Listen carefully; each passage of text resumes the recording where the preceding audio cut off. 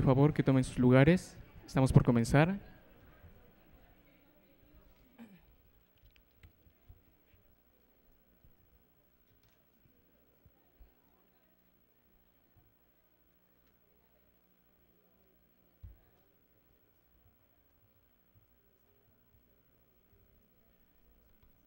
Se les da la cordial bienvenida a esta mesa redonda. Eh,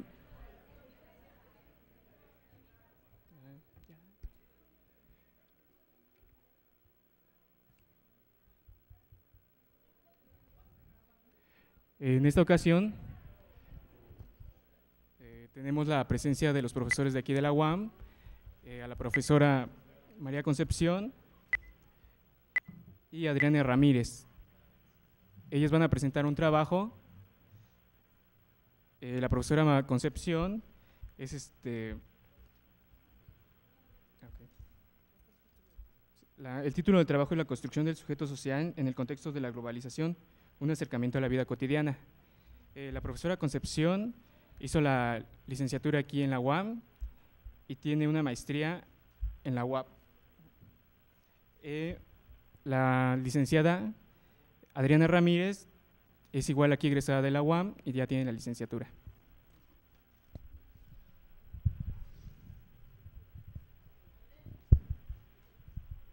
Buenas tardes.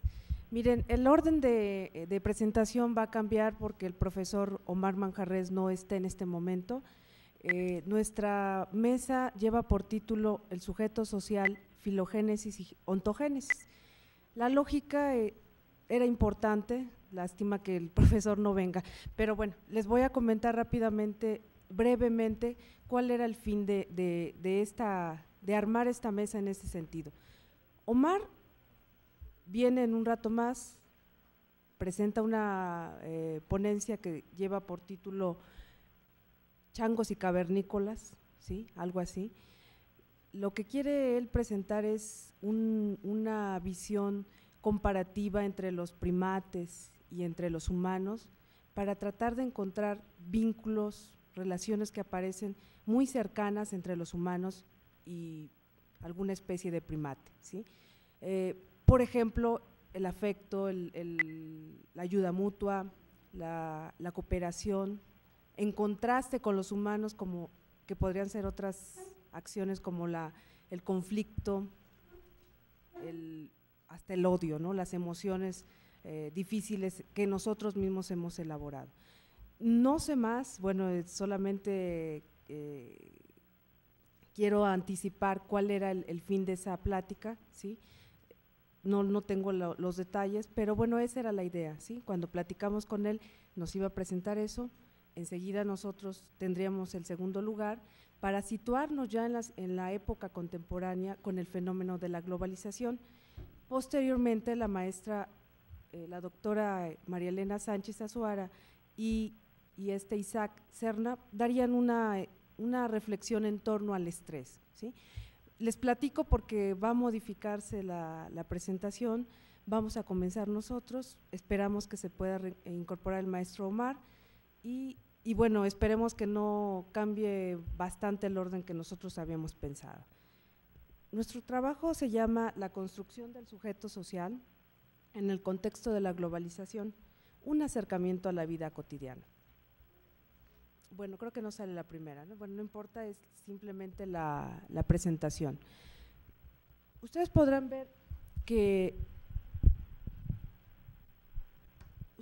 ver ahí que finalmente hay una discusión sobre la globalización que aparentemente nos invita a hablar de cuestiones económicas. Bueno, ahí en esa imagen les presentamos un poco de esa discusión que hay al respecto.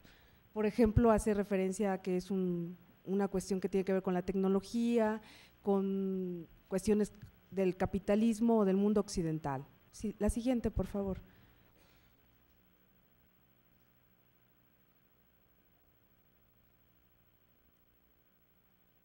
Sí, ahí solamente vuelven a aparecer unas notas al respecto de cómo es una categoría, la anterior, por favor, una categoría donde la palabra, o el sustantivo, el adjetivo ya sea se diga globalización, global, en fin, tiene marketing global, por ejemplo, se maneja como un discurso económico, ¿sí?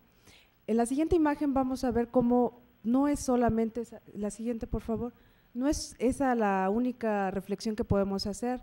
También hay autores que hablan de cuestiones como la sociedad global, como el Estado, como una forma de organización social. Ahí lo que queremos nosotros anotar es que no debemos de pensar que es simplemente un discurso económico. La siguiente, por favor. Hay un autor que se llama Renato Ortiz que hace justamente una anotación al respecto de lo que les estamos mencionando en este momento. La diferencia que hace es decir, bueno, no es lo mismo globalización que mundialización, porque la globalización ha tenido como matiz el carácter económico. Vuelvo a insistir, esta idea sobre la cuestión económica, las inversiones, la tecnología, todo el desarrollo que tiene que ver con esa infraestructura económica. En contraposición aparece una idea sobre que también es un fenómeno social y cultural, ¿sí? Y que le llama él mundialización. La siguiente, por favor. Entonces nosotros hemos decidido trabajar la globalización como un objeto social, que hay sujetos sociales que construyen ideas en torno a la globalización, a este objeto social. Ahí solamente les ponemos unas frases para hacer referencia a esto que les estoy diciendo, lo social. ¿Qué es lo social? Ahí anotamos algo importante que tiene que ver con, es una categoría concreta, es una categoría abstracta, es simbólica, es construida por los sujetos, ¿sí? Recreada por ellos y de alguna manera pues generando interacciones. Es decir, estamos con esta posición que dice Renato Ortiz, vamos a pensarlo como un fenómeno social, cultural, simbólico. La siguiente, por favor. Ahí suenan nuevamente ideas en torno a eso, ¿no? Entonces ya tenemos un objeto, la globalización, tenemos sujetos que van a hablar en torno a ella, ¿sí? Más adelante les vamos a explicar, les vamos a relatar algunas experiencias que tenemos en torno a este tema y cuáles fueron nuestros sujetos sociales. La siguiente, por favor.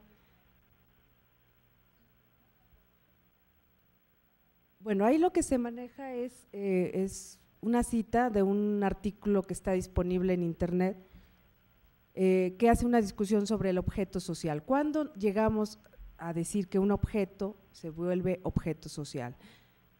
Lo importante ahí es decir, no es una situación cognitiva, ¿sí? Es una situación donde intervienen las interacciones. Simplemente son citas para reiterar lo que ya hemos estado mencionando. La siguiente, por favor. Bueno, entonces la globalización va a tener muchos efectos. Si le puedes ir dando el clic, por favor, nada más poco a poco. La que sigue, por favor. Ahí vamos a ver que entonces tiene efectos efectivamente en lo económico. La que sigue. En la ecología, ¿sí? Se habla, por ejemplo, de que hay problemas a nivel mundial sobre el agua, sobre los recursos naturales, sobre el cambio climatológico, sobre la salud, ¿sí? Entonces, ahorita solo se los voy a ir enunciando, más adelante lo anotaremos. La que sigue, la globalización también tiene que ver con el tiempo libre, con nuestra recreación, con nuestras formas de divertirnos. La que sigue, el trabajo, las formas de trabajo han cambiado, ¿sí? De manuales a buscar tecnología. La que sigue, por favor. Nuestros modos de vestir también, generar homogenización, la política también tiene una relación, hasta la alimentación, ¿sí? Solamente son algunos ejemplos de lo que nosotros podríamos reflexionar en torno a la globalización. La que sigue, por favor. Ahí les pongo una cita que me parece importante, dice, lo cotidiano se vive, se practica, pero también se piensa y se juzga, ¿sí? Es un poco lo que vamos a estar insistiendo a lo largo del trabajo, ¿sí? En este caso es la globalización, también se piensa, se juzga, genera interacciones y no solamente se vive, o sea, no es una situación de existencia solamente. La que sigue, por favor. Y bueno, es lo que simplemente reafirmar esta idea de que la globalización es un fenómeno que pueda ser abordado desde la psicología social. Aquí solamente es una cita para hacer referencia de que la economía, si hablamos de economía, también hay relaciones sociales. Mencionemos, por ejemplo, que la aparición del dinero, la aparición de ciertos valores, decir que el cacao o que no sé, los metales preciosos o hasta el agua sea un recurso valioso, es obra de que los individuos lo han hecho, han referido eso a partir de relaciones sociales. Simplemente reiterar esta idea de la globalización en un mundo, en una visión psicosocial. La que sigue, por favor. Bueno, y ahí esas simplemente son citas que nos van a marcar esta idea de, bueno, entonces hay sujetos, hay protagonistas, hay actores, hay interacciones. La que sigue, por favor.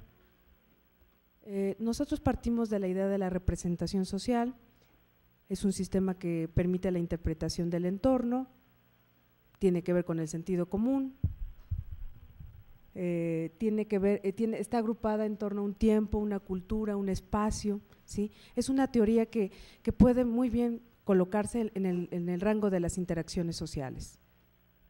Nuevamente ahí son notas sobre la representación social. Y simplemente lo que vamos a destacar es que es un proceso cognitivo y social, permite la comunicación, permite generar significados y prácticas. La que sigue, por favor.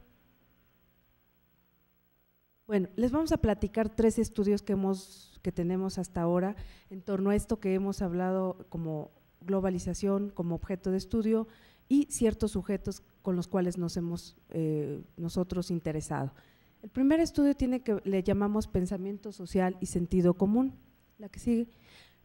Nosotros ahí basamos con una postura de Moscovici en un libro clásico, ¿sí? El psicoanálisis, su imagen y su público, cierta idea, la comunicación, lo que se comunica genera algo, ¿sí? Entonces ustedes van a ver en la primera parte que se puede comunicar algo, se difunde, se puede propagar o se puede generar propaganda. Ahorita más adelante les voy a poner algunos ejemplos. Y la segunda parte de este trabajo era una investigación empírica. En este caso se hizo con estudiantes y con comerciantes. La que sigue, por favor. Ahí son unos ejemplos de lo que les estoy mencionando.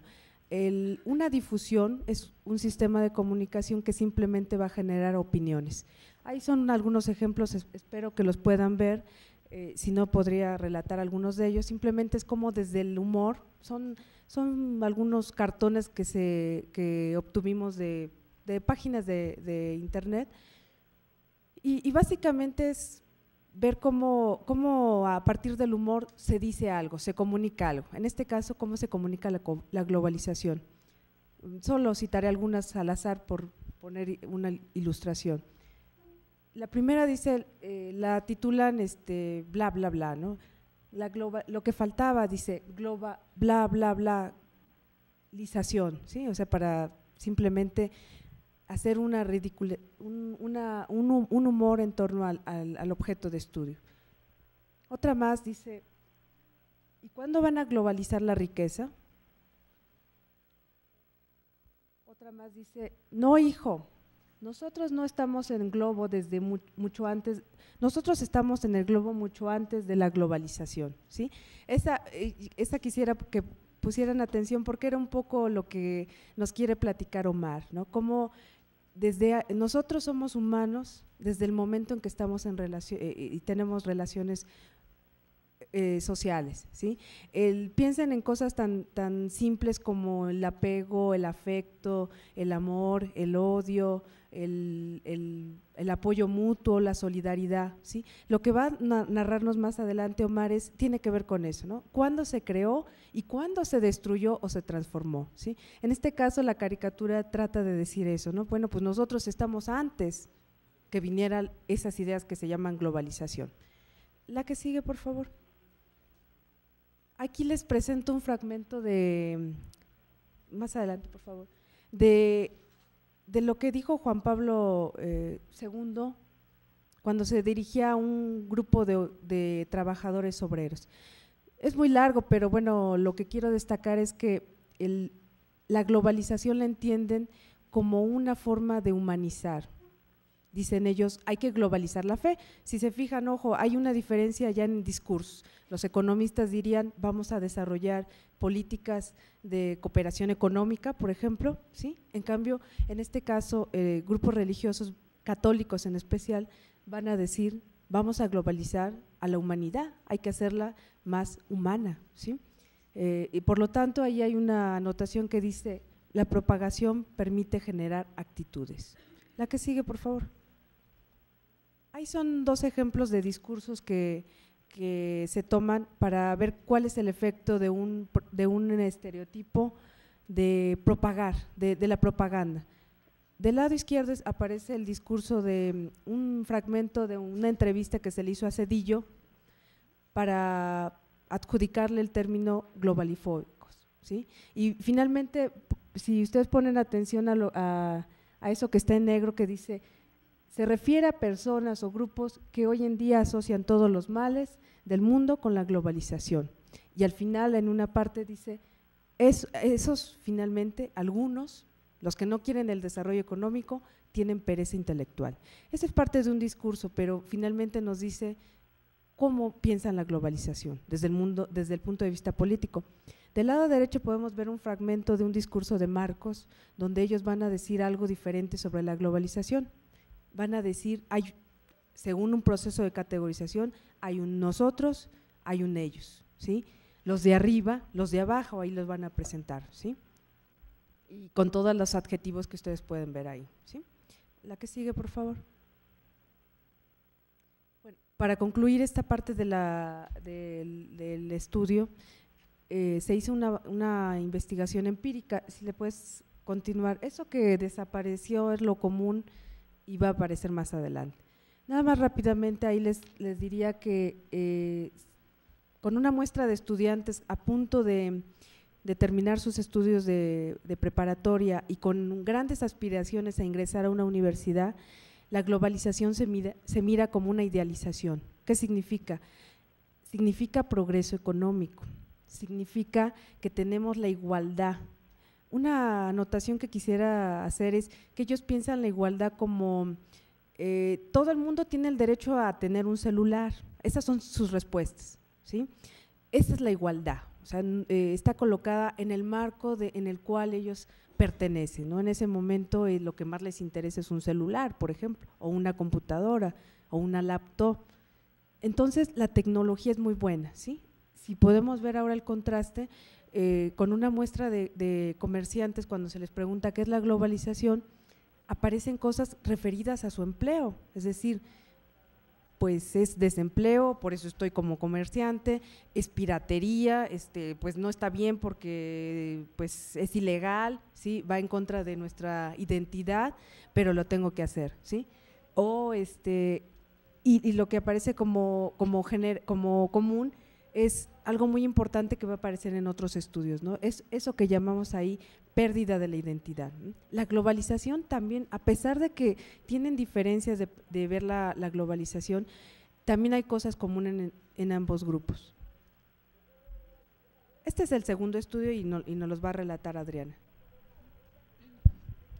Bueno, pues ya teniendo bien en claro todos esos antecedentes de nuestro escenario, que son los actores, los sujetos sociales y la globalización, seguimos con este siguiente estudio, que es el análisis del discurso. Ajá, la siguiente. Entonces, decidimos analizar diferentes discursos, como son discursos economistas, políticos, religiosos, científicos sociales, especialistas de salud y grupos minoritarios. ¿Puedes mantener la que sigue? Tantito, ¿te regresas? Entonces, por ejemplo, en los discursos economistas encontramos grandes empresarios, economistas. En los discursos políticos encontramos a presidentes, sobre todo de América Latina y algunos europeos. En el discurso religioso propiamente nos referimos nada más a los católicos. En los discursos de científicos sociales pues encontramos a personas, antropólogos, sociólogos, y pues este área nos correspondería, por ejemplo, a nosotros los psicólogos sociales. Los especialistas de salud, pues los médicos, y dentro de los grupos minoritarios encontramos a grupos feministas, grupos ecologistas, grupos étnicos, ¿sí? Y a ver si la que sigue. Bueno, entonces, vamos a analizar 3 aspectos de estos discursos, que son las definiciones, las actitudes y las consecuencias que estos grupos consideran que traen para consigo mismos. Entonces, en el discurso económico, encontramos que ellos definen la globalización solamente en el área donde está el mercado y las competencias y la tecnología, es decir, vamos a generar un espacio en donde la economía sea lo que predomine y esos aspectos son a los que se enfocan. En el discurso de los políticos, ahí encontramos 2 aspectos que parecen contradictorios. Se hablan de un modelo global, ¿sí?, de poder y de crecimiento. En el religioso, pues, la forma de definir a la globalización es de esta manera, la definen como la cultura occidental que está destruyendo los valores y la forma de ver la vida del ser humano.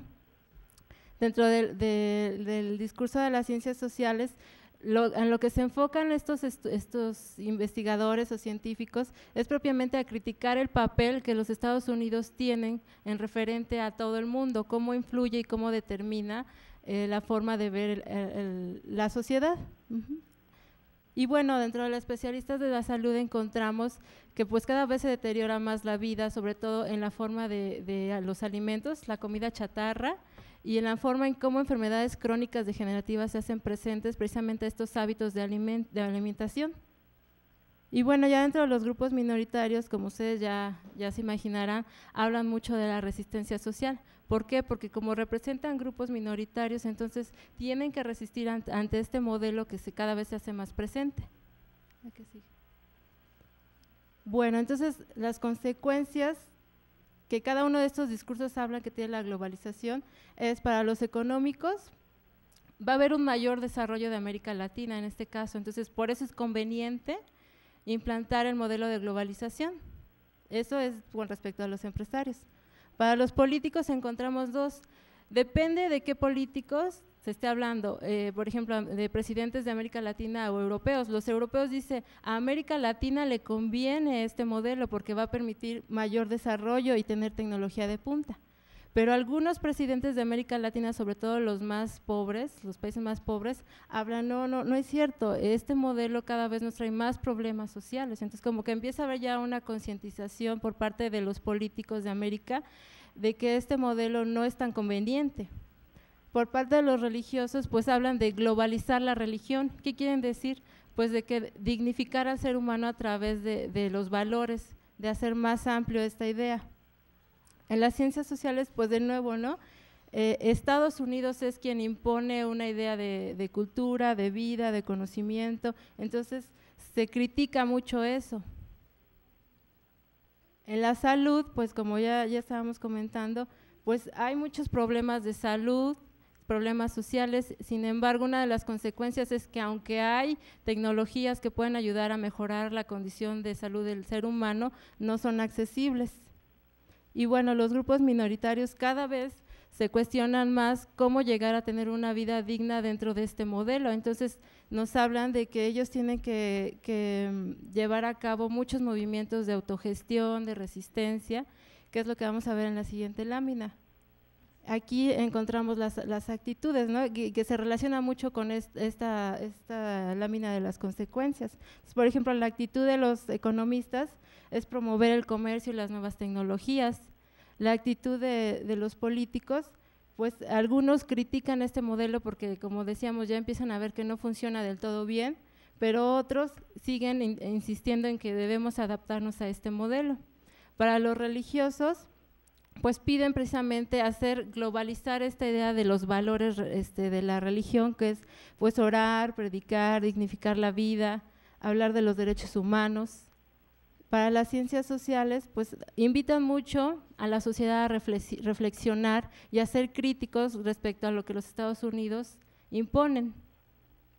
Para los especialistas de la salud, pues sobre todo lo esencial es cambiar los hábitos de vida, no proseguir con esta alimentación que llevamos o este ritmo tan estresante de vida.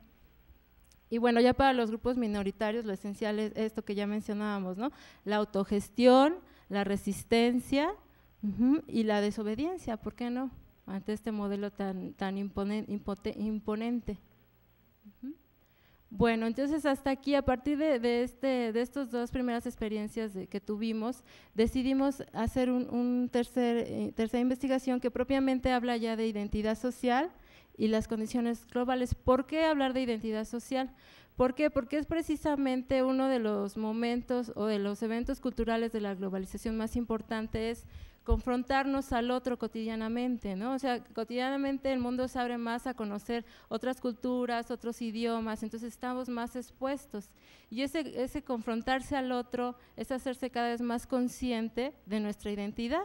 Entonces, tres factores muy importantes que hablan de nuestra identidad es la religión, el idioma y el empleo. Nosotros retomamos el empleo para seguir analizando la forma en que se percibe la globalización.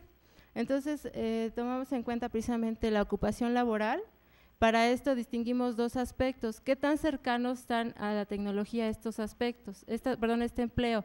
Puede ser actividades manuales como son oficios, artesanos, obreros, y del otro lado actividades que están más relacionadas a la modernidad, uso de computadora, uso de tecnología.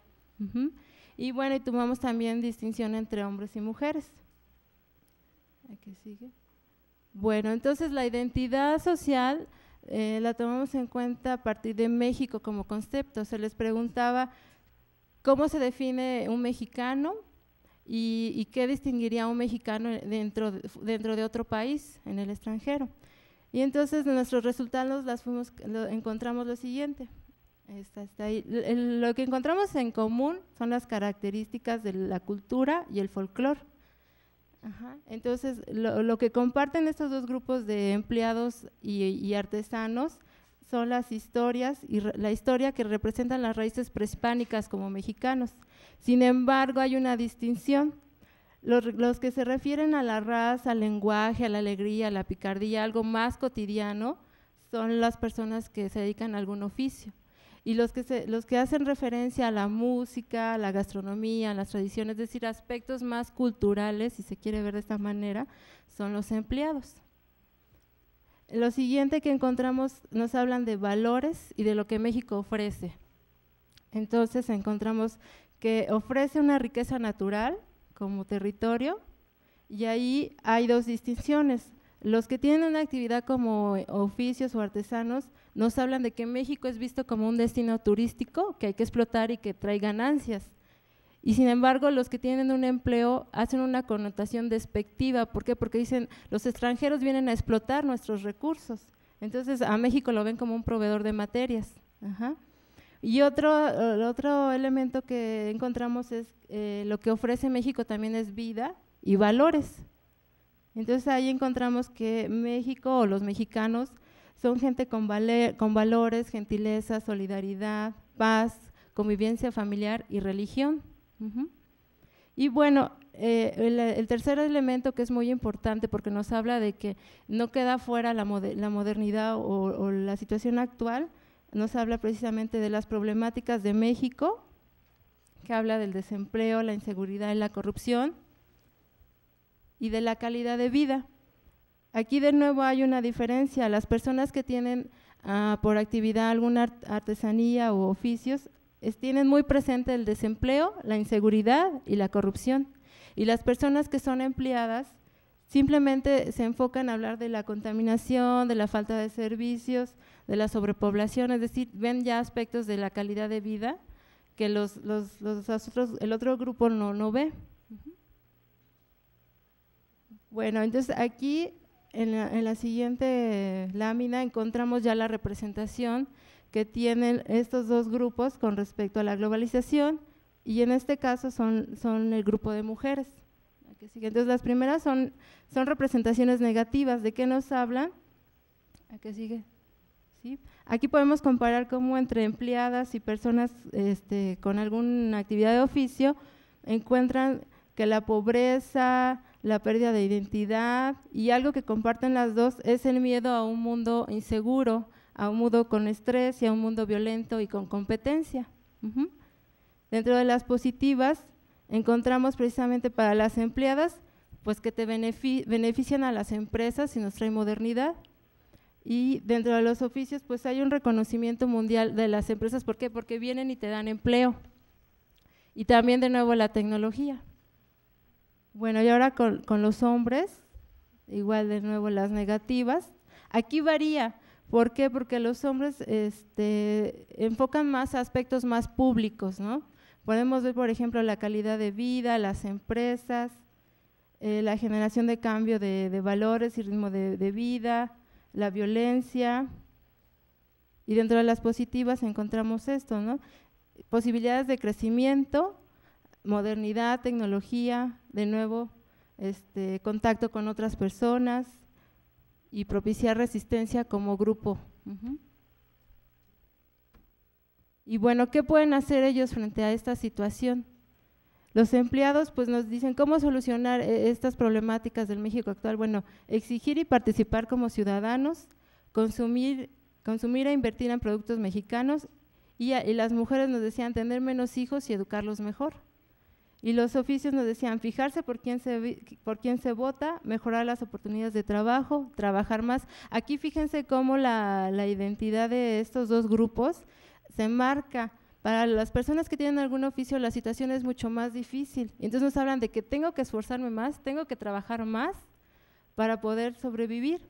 Y de este lado para los empleados nos dicen no, tenemos que ponernos buzos para ser ciudadanos exigentes, para educar mejor a nuestros hijos y para invertir mejor en la producción de productos mexicanos.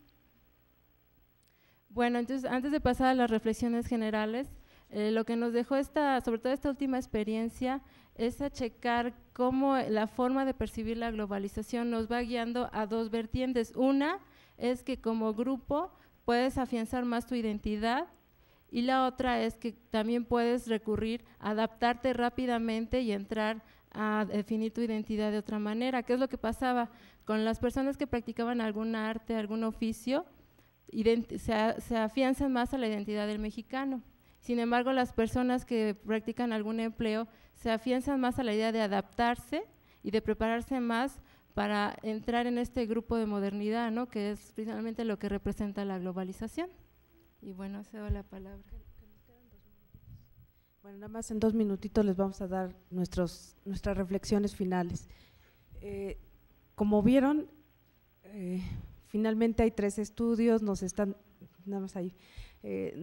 marcando ciertas anotaciones en torno a que finalmente la globalización es un tema que está en boca de los sujetos, de lo que les empezamos a hablar al principio.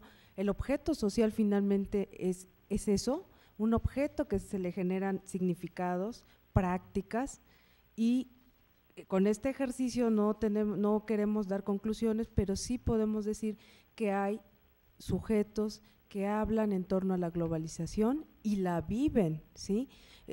Solamente por ponerles una ilustración, en una entrevista con gente que tiene trabajo, esto que hicimos como división, trabajo manual, que la variable es no tengo acceso a la tecnología, mi trabajo depende de mis manos, ¿sí? En comparación con un grupo donde el trabajo ya tiene que utilizar las manos, pero a lo mejor un botón para que se lo puedan emplear, ¿sí? Hay una diferencia en cada uno de estos dos grupos, desde eso hasta su propia actividad, ¿no? O con el ejemplo que les ponía de los estudiantes, ¿no? Que no trabajan y que tienen un mundo ideal, ¿sí? Que se vale. Finalmente, cuando somos estudiantes tenemos ese mundo ideal y no podemos estar pensando igual que el comerciante que dice, pues si yo no pirateo, ¿sí? Por ejemplo, no tengo que comer, no tiene que comer mi familia. Entonces, básicamente las conclusiones tienen ese carácter, ¿no? Es decir, el conocimiento se construyó porque es un conocimiento social, o sea, no es solamente científico, técnico, es obra del sujeto social. Si quieres pasar la próxima, por favor. Eso es lo que quiere decir las conclusiones, ¿sí? A modo de reflexión. Finalmente el sujeto construyó algo y es para él, ¿sí? Lo que hace tiene un efecto para él. La que sigue, por favor. Bueno, ahí lo que les planteamos es un poco la idea de que hay efectos positivos y negativos, ¿no? Hay grupos que pueden referirse a que es importante porque la globalización es lo mismo que tecnología, lo que ya les platicaba, ¿no? Tener un artefacto que me permite estar enamorada, comunicada, muy cerca, ¿sí? Aunque sea virtual, con el otro, ¿sí? Ese es un poco el tipo de discursos que va a manejar. Depende mucho del grupo al que estemos entrevistando, ¿sí? Entonces, bueno, finalmente hay pertenencias, hay prácticas. Quisiera que pasaras, hay bueno, ahí sí te puedes detener. Ese es un poco el resumen de toda esta experiencia de trabajo, de investigaciones. No van a concluir, pero sí nos permiten dar algunas anotaciones.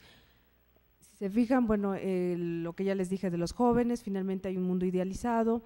En los que manejamos como trabajo, la categoría de trabajo, pues depende, ¿no? Ahí les ponemos ciertas frases, ¿no? El comerciante quiere vender, y esa es la forma en que él, y en su negocio finalmente va a decir, yo también estoy en la globalización, ¿sí?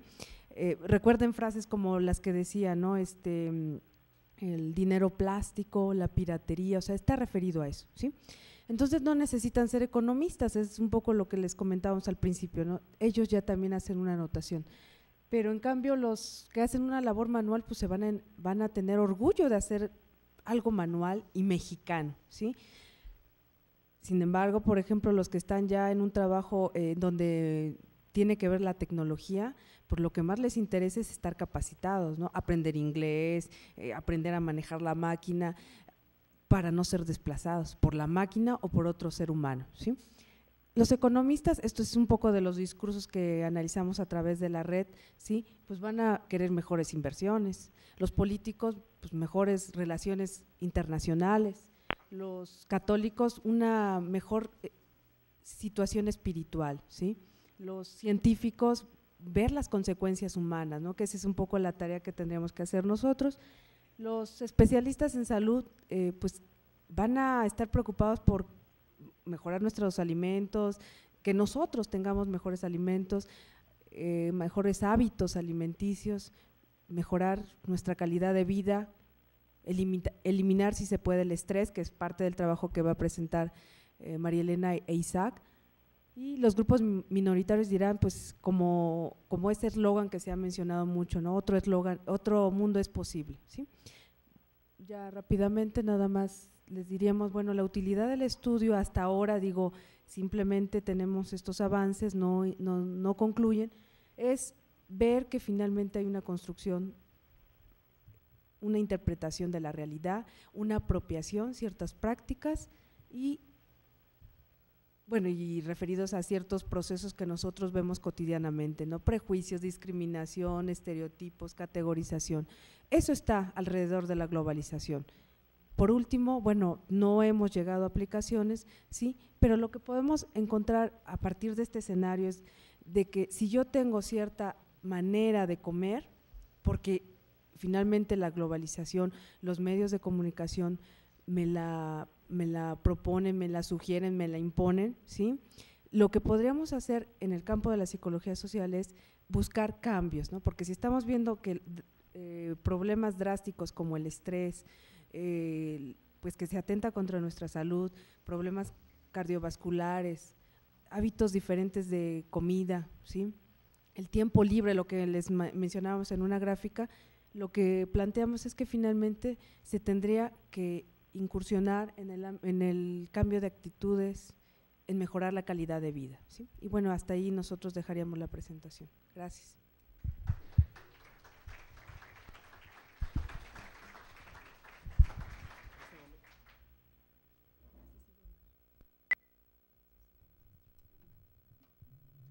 Le damos la bienvenida al profesor Omar Manjarrés, que se está incorporando precisamente ahorita a la mesa. Él es profesor de aquí de la UAM, tiene una maestría en Filosofía de la Ciencia por la UAM y es maestro, bueno, tiene la licenciatura en Psicología por la UNAM.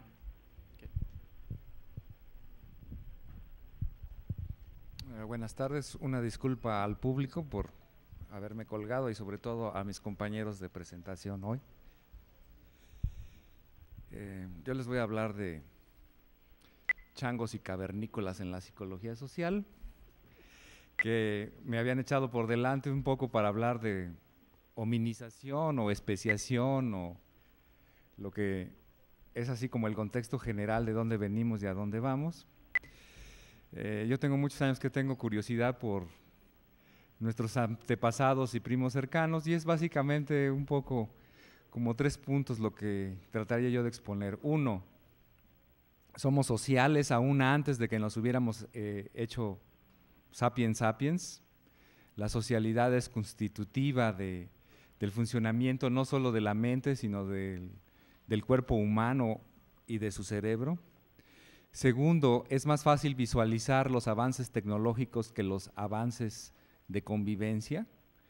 Yo voy a poner mucho énfasis en una noción de cuidado mutuo, como algo que después será profundizado por la doctora María Elena, en términos de que no es una cuestión de valores o de creencias o de normas, sino básicamente de una práctica muy sencilla de cuidado mutuo, lo que ha permitido que sobrevivamos como especie. Y la tercera, finalmente, hacer una comparación entre presiones evolutivas en el pasado y en el presente de cara a lo que acaban de plantear sobre globalización. No me refiero a los profesores de psicología hombres, sino me voy a referir principalmente a nuestros antepasados con ese título, ¿no? Entonces, vamos a ver un cuadro ahí ilustrativo. De lo que se trata es más o menos de darle una idea de cómo nos especiamos nosotros. Nuestros parientes más cercanos ya los conocen, son el gorila y los chimpancés. Dentro de los chimpancés hay 2 especies. El más cercano es el bonobo, del que voy a hablar un poquito más. Y hay otros primos por ahí, más o menos lejanos, que ahorita vamos a ver adelante, ¿no? No les platico qué es lo que estaba haciendo, la foto fue censurada para incorporarla a la exposición, aunque es un pariente bastante lejano, se diferenció de nosotros hace unos 18 a 19 millones de años. Seguimos, por favor. Estos son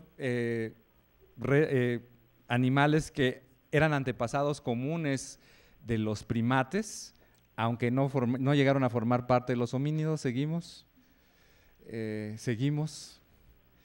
Aquí ya empieza lo interesante. Hace poco, en este siglo, se encontró una población de orangutanes en esa región del Océano Índico, en la isla de Sumatra, al noreste, que hacen algunas cosas llamativas. Vamos adelante, por favor.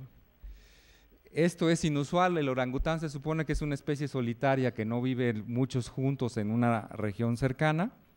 Estos viven más o menos amontonados porque hicieron una invención cultural de aprendizaje social acompañada de una invención tecnológica. Vamos adelante. Aquí una mamá orangután le está enseñando a su cría el uso de una varita que utilizan para extraer miel y hormigas de las fisuras de los árboles, y utilizan además, adelante por favor, para extraer de esos frutos que son muy espinosos y son muy rugosos, son difíciles de mordisquear, las semillitas rojas que ven ustedes allá adentro, ¿no? Los orangutanes se diferenciaron de nosotros hace 16 millones de años. Lo importante de este asunto es que ya tenían una protocultura en el uso de estas varitas y ya hay procedimientos de entrenamiento sistemático hacia otros tipos de animales, ¿no? Aquí tenemos lo más conocido de nuestros antepasados, es la agresión. Ustedes ven que el macho que está erguido tiene el pelo erizado, que es parte de la simbología de agresión, y el otro está expresando comportamiento de sumisión, agachando la cabeza y exponiendo los cuartos traseros. Seguimos adelante, por favor. Esas son las expresiones de machos y hembras. Como ven, los machos en todas las especies de primates tendemos a hacer aspectos un poquito más desagradables que las hembras. Seguimos adelante. Esta es una familia que… Hay 3 tipos de culturas entre los chimpancés: los que utilizan morteros para romper semillas y otros tipos de frutos de cáscara dura, los que utilizan garrotes y los que utilizan varitas para extraer hormigas o miel de agujeros o cosas por el estilo. Aquí está un macho, una hembra y una cría aprendiendo por imitación, por observación. el aprendizaje, una hembra cuidando a sus 2 críos. Seguimos adelante, por favor. Esto es interesante porque también tienen conocimientos herbolarios, más o menos reconocen y transmiten de generación en generación la identificación de unas 45 a 50 especies diferentes de hierbas con las cuales curan diferentes tipos de lesiones, incluso si llegaran a tener una cortada o algo por el estilo, utilizan hierbas para curarse o las ingieren para purgarse o hacen diferentes tipos de cosas, ¿no? Y entonces la noción de cultura se puede expandir mucho más atrás, ¿no? Aquí tenemos una chimpancé jugando con su crío, ¿cómo se dice? Arrimando provisiones. 2 crías de chimpancés están simulando relaciones sexuales. Estos son bonobos, son chimpancés más chiquitos que los primeros que estaban ustedes viendo. 2 crías imitando relaciones sexuales y 2 adultos sexualizando propiamente como tales, ¿no? De aquí lo que importa es que en las manadas de chimpancés requieren más o menos, se les llama tropas, tienen alrededor de 35 a 50 miembros y requieren de un territorio de aproximadamente 450 kilómetros cuadrados para mantener las provisiones necesarias para mantener a esa población. De las cuales, de esas provisiones, el 70% es proporcionado por las hembras, ¿no? Este comportamiento es extraordinariamente importante, es el espulgamiento, es como la conversación entre nosotros. Nosotros platicamos para tranquilizar nuestros sistemas nerviosos y nuestros sistemas endocrinos. Los changos, como no tienen un aparato fonador, lo que hacen es que se expulgan unos a otros. Y de hecho, las hembras tienen un papel de mediación. Como vieron, al principio había una foto en donde un gorila estaba agrediendo para ejercer su autoridad sobre otro, un chimpancé agredía a otro, y si hubiera seguido la secuencia de fotografías, las hembras lo que hacen es mediar, se aproximan entre ellos, detienen las peleas y luego los empiezan a acariciar a unos y a los otros hasta que logran poner en contacto sus manos de tal manera que ellos puedan reinstalar el comportamiento de apaciguamiento o el comportamiento de expulgamiento. Seguimos, por favor. Esta es una última innovación cultural, era Imo, ella aprendió a lavar patatas y arroz en una isla en Japón para limpiar los alimentos de la arena. El siguiente, por favor. Y estos chimpancés aprendieron el mismo comportamiento, o sea, son innovaciones culturales. Aquí es importante que les mencione que hay una especie de falacia encubierta en las fotografías que les estoy presentando. Los comportamientos tanto de los orangutanes como de estos macacos que están ustedes observando son comportamientos recientes. Imo aprendió a hacerla por su cuenta, ella descubrió que se podían limpiar los alimentos arrojándolos al mar. De los orangutanes se desconoce cuál fue la manera que ellos utilizaron para utilizar las varitas para extraer los alimentos. Y me refiero a que hay una falacia en términos de que, aunque son especies que se diferenciaron de nosotros hace 16 millones de años, los comportamientos que nosotros estamos viendo son recientes, o sea, son comportamientos de los últimos 30 o 40 años. Entonces ahí hay una especie como de truco en términos de decir que a lo mejor esto ya lo hacían desde hacía muchos millones de años, ¿no? No lo sabemos porque no hay evidencia fósil de comportamientos o de creencias. Seguimos adelante, por favor. Estos hablan los diferentes tipos de organización social dependiendo de la especie. Como ven, el gorila es principalmente polígamo, el ser humano es monógamo serial y encubre una cuestión ahí importante, y es que mucho de la transmisión del poder y de los beneficios que un grupo humano ha logrado acumular se hace a través de la mujer, ¿no? Sí. Las organizaciones sociales cambian dependiendo de, estas son organizaciones sociales así esquematizadas, pero si por ejemplo las tropas de homínidos están en desplazamiento, la estructura de la organización social cambia, y si están recolectando alimentos, la estructura de la organización social cambia, ¿no? Seguimos adelante. Bueno, aquí lo que tenemos, regresamos un poquito, son evidencia de restos fósiles.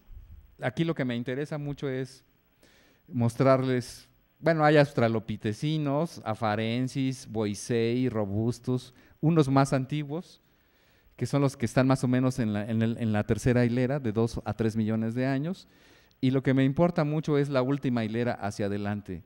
Hubo 4 especies de homínidos, por lo menos de las cuales hay restos fósiles, que vivieron al mismo tiempo en los últimos 25,000 años, ¿no? El sapiens, que somos nosotros, el neanderthalensis, que se extinguió en España alrededor de hace 25,000 años, el floriensis, que se acaba de descubrir restos fósiles, del que voy a hablar un poquito más, y uno más ahí que no alcanzo a ver exactamente cuál es, ¿no? Seguimos, por favor. Estos son los patrones de migración en millones de años. Salimos hace aproximadamente 16 millones de años como primates de África, y nos hemos estado dispersando por todo el mundo de esos 16 millones de años en adelante, ¿no? Las migraciones humanas más o menos tienen 2.5 millones de años en adelante. Lo interesante es que con la globalización lo que no puede migrar son los seres humanos. Migran mercancías, recursos financieros, inversiones o cosas por el estilo, pero no las personas. Lo que quiero decir aquí es que la característica dominante del funcionamiento de la hominización es el movimiento de poblaciones humanas, no el movimiento de los recursos o los productos de esas poblaciones, ¿no? Entonces aquí estamos yendo en sentido contrario a lo que ha sido la especiación, ¿no? Aquí voy a hablar de este cuadro. Ahí está la isla de Flores en Indonesia. Vamos adelante, por favor. La isla de Flores, otro mapita más adelante. Aquí hubo un fenómeno en donde las especies se contrajeron, dada la escasez de nutrientes. Ahí hay un elefante normal y un elefante en la isla de Flores. Hay un humano normal y un humano de la isla de Flores que parece pigmeo, mucho más chiquitito. Y lo único que crecieron ahí fueron las ratas. Una rata contemporánea, de estas que encontramos en el Zócalo, y una rata de la isla de Flores, la grandota, ¿no? Y entonces esto habla mucho de la plasticidad, no solo del sistema nervioso, sino de la plasticidad del organismo en su conjunto, ¿no? Ya voy a acabar. Seres humanos con esas tallas nosotros las podemos ver en muchas sierras de la República Mexicana. Por ejemplo, en la Sierra Norte de Puebla yo recuerdo haber visto familias enteras cuya talla más alta era de 1,20 centímetros, ¿no? Por la escasez, por la desnutrición y ese tipo de cosas. Y esto es importante porque habla mucho de las capacidades adaptativas de los seres humanos. Aunque nosotros ahora tenemos estándares mundiales acerca de cómo debe de ser la calidad de vida, de educación para todos, de derechos humanos y de una serie de cosas, en otros momentos la especie se ha visto obligada a contraer su tamaño y a modificar drásticamente sus formas de vida. Vamos adelante, por favor. Esta es la caverna en donde se rescataron restos fósiles. Ahí hay una comparación entre el cráneo del Homo floriensis y un cráneo de Homo erectus en la parte superior, en la foto grande, y en la foto inferior hay una comparación entre el cráneo del Homo floriensis y el Homo sapiens, o sea, con nosotros, ¿no?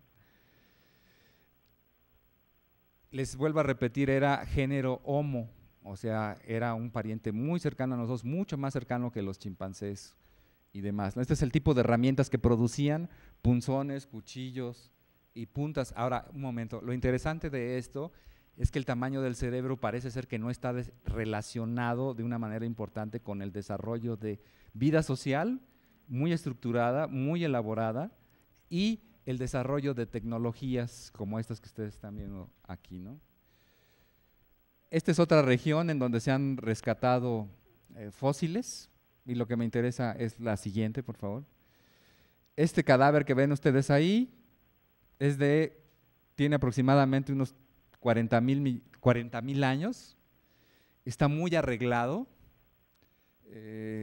Todo lo que ven, esas pelotitas, esas bolitas que ven ahí eran adornos, era decoración del muertito, y este muertito tenía 60 años de edad, lo cual es asombroso porque tomen ustedes en cuenta que ahora nos vamos a morir después de los 70 años por el cambio en las condiciones de vida. Pero cuando éramos cavernícolas nos moríamos los que más lograban vivir 35 años. Las mujeres, por ejemplo, las mujeres lograban vivir 25 años, a las que muy bien les iba. Las muy viejas ya lograban llegar también a los 35 años. Las mujeres menstruaban a los 19 años, parían a los 20, 21 y se morían a los 23, si no es que se morían durante el parto, ¿no? Seguimos adelante, por favor. bueno, ya las conocen, son vestigios de pinturas en las pruebas de Altamira, que son indicios de simbolización. Adelante, por favor. Esta estatuilla es asombrosa. Recuerden ustedes las puntas que acabamos de ver, son muy toscas, aunque ahí ya había una evolución en el trabajo de la piedra.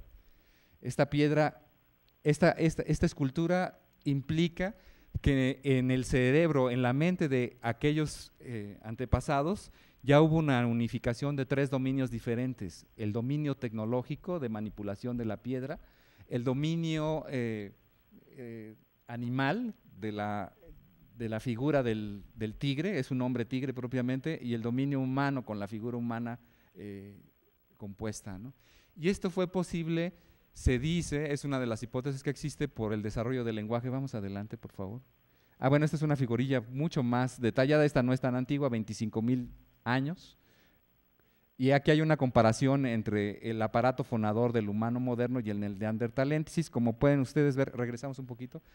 La diferencia más importante entre ellos y otros tipos de primates para hablar, se creía que 80,000 años, pero se ha encontrado evidencia de que más o menos se producían lenguajes articulados desde hace 150,000 años. Es el tamaño de la faringe. En el humano es mucho más grande y mucho más vertical para poder colocar el aparato fonador ahí, comparado con el neandertalensis. Vamos adelante. 5,000 años, la invención de la escritura, que los fastidia a ustedes tanto.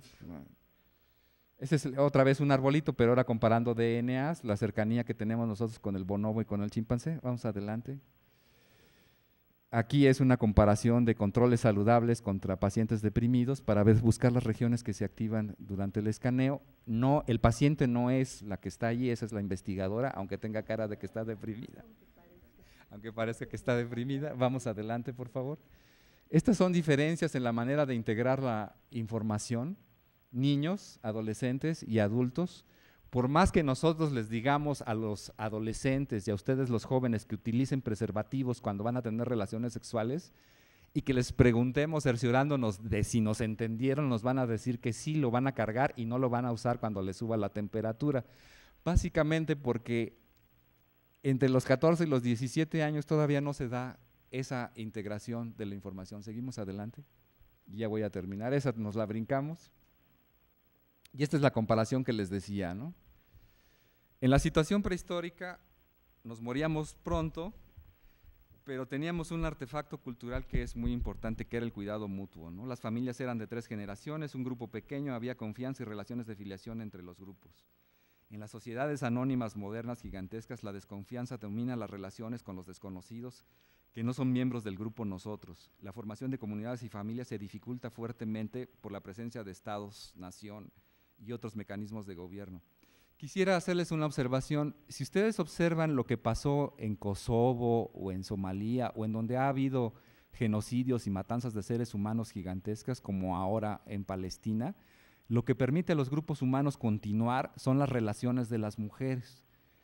La unidad básica de supervivencia no es la familia, como solemos decir en nuestros estudios de psicología social, es la diada madres-hijos. El cuidado mutuo es lo que nos mantiene con vida, ¿no?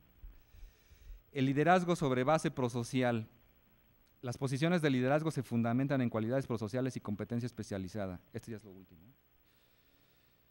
A diferencia de ahora, no mandamos a pelear a nadie, tanto en primates como en cavernícolas.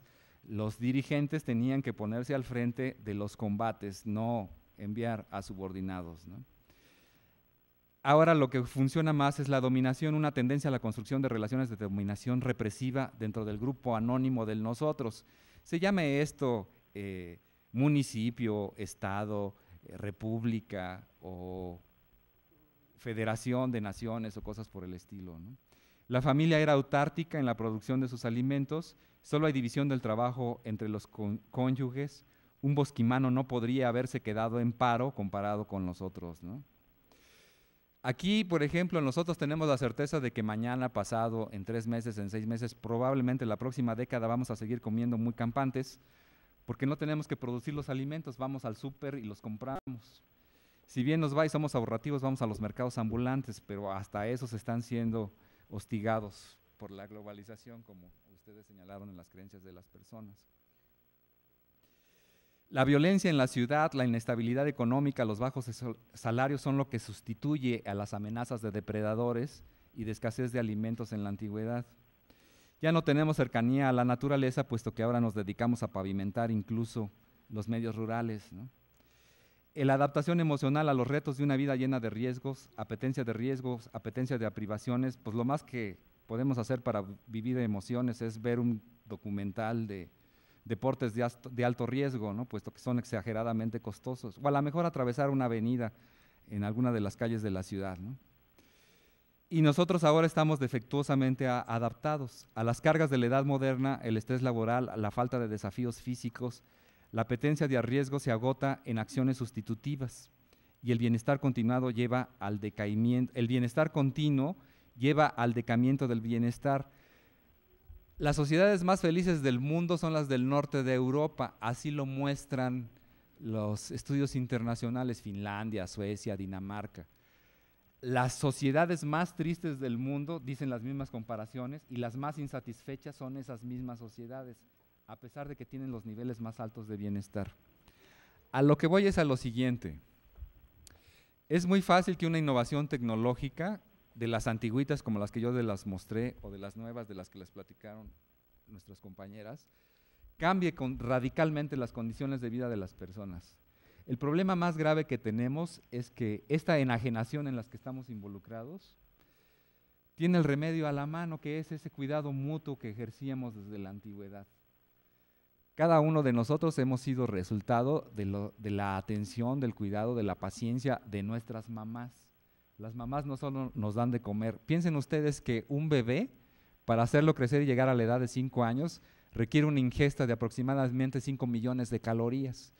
Proporcionarle 5 millones de calorías a un organismo no es una tarea sencilla.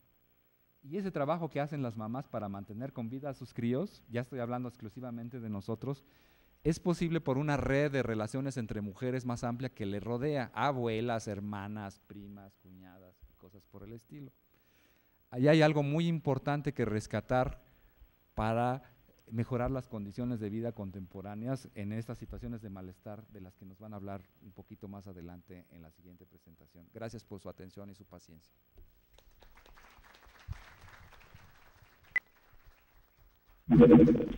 Agradecemos la participación del profesor Omar Manjarrés. Seguimos con la dinámica de la mesa y a continuación está la profesora María Elena Sánchez Azuara y el licenciado Isaac Cernán Pérez. La profesora Sánchez Azuara tiene una licenciatura en la UNAM y una maestría en la Universidad Aix-en-Provence en Francia y tiene la especialidad en grupos y psicodrama. El licenciado Isaac Cernán está haciendo una especialidad en psicodrama y psicoterapia de grupo.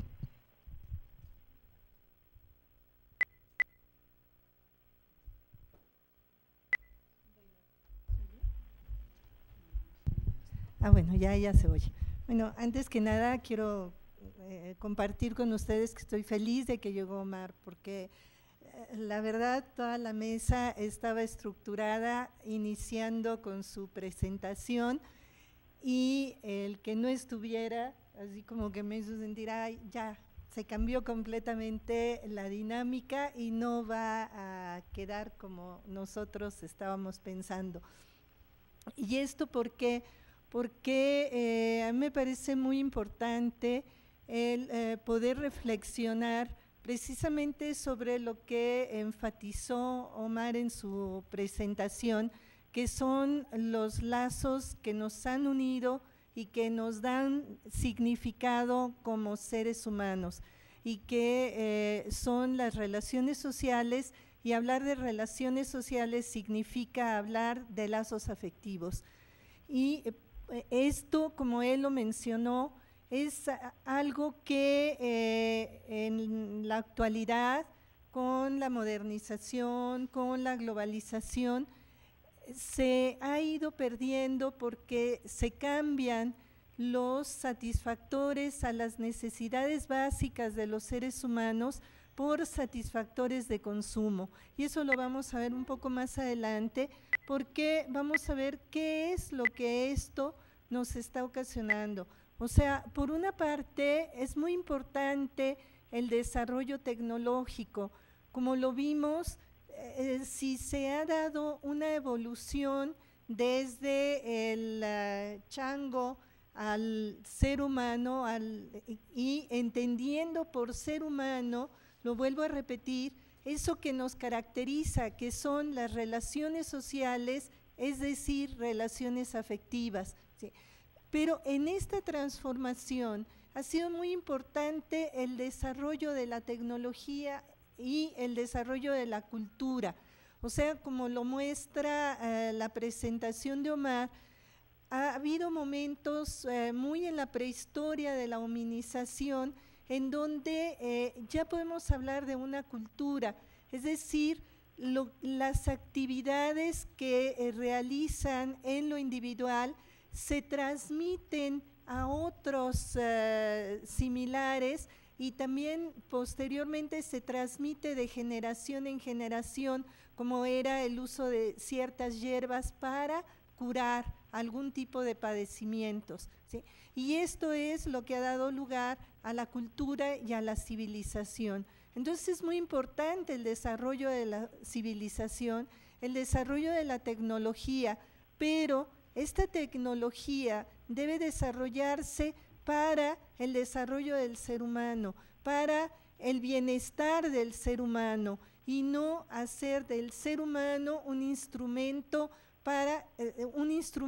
y un objeto del desarrollo tecnológico, y esto con el desarrollo de la estructura de la sociedad se ha transformado en un uso de otro ser humano o uso de la tecnología con fines de la producción y de la acumulación del capital. Y esto es lo que criticamos, no el desarrollo tecnológico en sí, sino la acumulación exacerbada del capital que estamos viviendo en la actualidad, y esto responde a este fenómeno económico que es la globalización. Efectivamente, la globalización es un fenómeno económico, pero este fenómeno económico requiere de una ideología que lo sustenta, que lo legitima, ¿sí? Y esta ideología, si quieres pasar, por favor. Y esta ideología es la que nos venden, ¿sí? Para que podamos nosotros seguir aceptando y difundiendo este proceso de la globalización con sus consecuencias. Ahora, me parecía muy importante el poder iniciar nuestra presentación en esta mesa con el trabajo de Omar, porque consideramos también, y es parte de la discusión de nuestros grupos de análisis como profesores aquí en la universidad, profesores investigadores, que es muy importante en la actualidad frente a la complejidad de los fenómenos que estudiamos, es muy importante cambiar de paradigma. Es decir, no podemos, y esto creo que lo escuché también en la conferencia, el conferencista que nos precedió, no podemos fragmentar el objeto de estudio de las ciencias sociales y no podemos fragmentar el objeto de estudio de la psicología social. Entonces es muy importante un cambio de paradigma, es muy importante también la integración, la complementariedad entre las diferentes disciplinas, ¿sí? Y en esta forma, bueno, desde mi punto de vista, y lo comparto en las pláticas con mis colegas, es el paradigma que a mí me parece importante, es el paradigma holístico, o sea, se ha difundido un poco este concepto de holismo, no solamente en el campo de las ciencias, sino en el campo de todas estas orientaciones espirituales, pero su origen está en el campo de la ciencia, o al menos la sistematización que se ha hecho de este concepto lo encontramos en el campo de las ciencias y curiosamente en el campo de la física, ¿sí? Y es David Bohm quien le ha dado importancia a este concepto a partir de el desarrollo de unas teorías en la física cuántica, ¿sí? La teoría de la implicación, que es la teoría de David Bohm, en donde él menciona que hay procesos que se estudian en la física, pero como comportamientos, o sea, por ejemplo, la onda, la energía, ¿sí? Se estudian como comportamientos, pero detrás de estos comportamientos manifiestos hay un orden implicado que es el que los determina, ¿sí?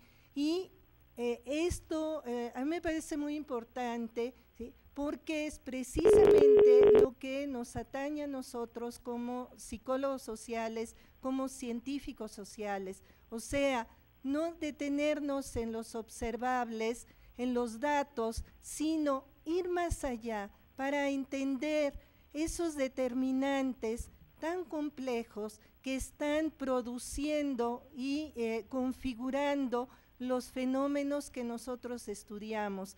¿Y esto para qué?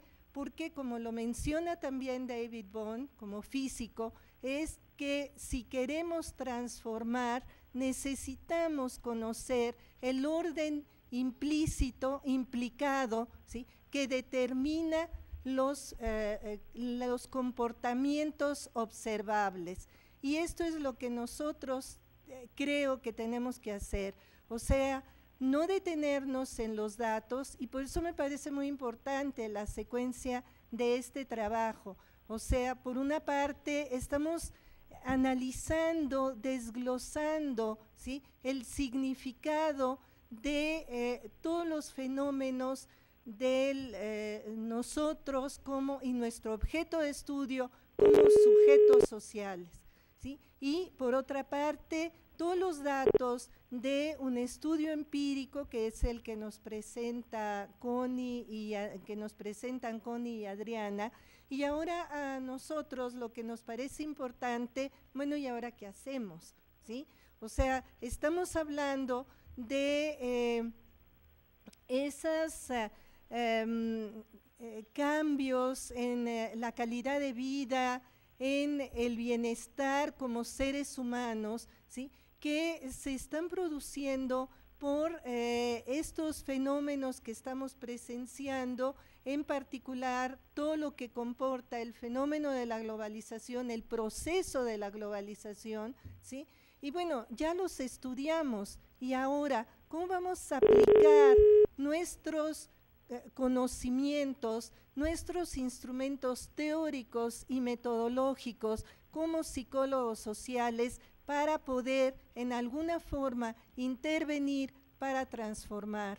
Decía el conferencista que nos precedió que es muy importante divertirnos con la realidad, o sea, el poder reconstruir la realidad y poder tener un inicio de mayor claridad en los fenómenos que estamos estudiando, pero debemos tener también un objetivo de transformación. ¿Qué podemos hacer para transformar lo que estamos estudiando, lo que estamos reconstruyendo como objeto de conocimiento? Y esto es de lo que les vamos a hablar en este momento, como para darle un mayor sentido al trabajo de esta mesa, ¿sí? Y en particular, bueno, nos vamos a referir a una condición que se está generando y que ya se mencionó, que es el estrés, ¿sí? Y bueno, estábamos analizando también qué es lo que determina esta condición a la cual se le denomina genéricamente estrés, ¿sí? Y que tiene que ver con la calidad de vida. Entonces, si regresas un poco al principio, ¿sí? Como les mencionaba, la globalización implica una ideología, ¿sí? Y esta ideología se transmite a través del el discurso ideológico, se impone, se transmite a través de las instituciones que intervienen en el proceso de socialización. Así se imponen valores que corresponden a las relaciones de poder, ¿sí? Porque la condición que estamos enfrentando pues tiene que ver con las relaciones de poder, ¿sí? Y estos valores, la intención es que se conciban como los valores universales. La que sigue, por favor. ¿Sí? Y una de las formas de transmisión de estos valores pues son los medios de comunicación, los cuales precisamente con la globalización son cada vez más rápidos, abarcadores, eficientes, y tienen el encargo de masificar la ideología de la globalización. Esa es su función implícita, ¿sí? Para poder transmitir la filosofía de la conformidad, de lo inevitable de la realidad, en la que el pobre tiene incluso la culpa de su pobreza, ¿sí? Con los modelos de identidad que ofrece, la globalización modela el ideal de persona que la sociedad requiere, y así se complementa el proceso de la socialización que lleva a consolidar esta ideología, la cual se va a concretizar en las representaciones, los discursos y las acciones de los diferentes actores sociales. La que sigue, por favor. En este contexto se asiste a un deterioro en la calidad de vida, y uno de los problemas que vamos a enfrentar es precisamente el estrés crónico, que es un proceso de defensa frente a las situaciones amenazantes. Como lo mencionaba Omar, en la prehistoria de nuestros antepasados, las situaciones amenazantes eran los peligros frente a los depredadores, y ahora las situaciones amenazantes son las que vivimos cotidianamente, ¿sí? Y aun cuando un cierto grado de estrés es importante para poder responder en forma espontánea a las situaciones inesperadas y sorpresivas, cuando esta alerta es continua, se conforma como estrés crónico, ¿sí? Porque es una alerta constante, y el estrés crónico va a ocasionar toda una serie de problemas de salud, ¿sí? Que llega a provocar enfermedades graves como cardiopatías e incluso el cáncer, ¿sí? La que sigue, por favor. Y ¿qué es lo que básicamente genera esta condición de alerta, de inseguridad? Pues es lo que mencionaba Omar, refiriéndose a las necesidades básicas del ser humano, ¿sí? Que son, cuya satisfacción, ¿sí? El recibir el alimento, no solo todos esos gramos que requiere el bebé para nutrirse, sino el alimento del contacto físico, el alimento del ser tenido en brazos, del ser cuidado, ser escuchado, recibir afecto. Eso constituye un patrimonio psíquico, corporal y fisiológico, ¿sí? Porque es en estas primeras interacciones cómo se estructuran todos los sistemas del organismo, incluyendo el sistema nervioso central y las áreas del cerebro, ¿sí? Es una fuerza vital positiva que va a permitir enfrentar las diferentes situaciones de la vida, pero podemos afirmar que la sociedad de consumo no favorece la satisfacción de necesidades básicas, y en esta forma se afecta la calidad de vida desde la infancia. La que sigue, por favor. El bebé desde que nace se encuentra inmerso en un mundo globalizado, en donde sus necesidades se transforman en necesidades de consumo. Entonces ya desde que nace, no es el afecto, el contacto físico, las caricias, el espulgarse, el equivalente del espulgar, ¿sí?, sino es lo que la sociedad de consumo, el mercado ofrece, ¿sí? Y en esa forma vamos a encontrarnos pues con este problema que es el del estrés crónico.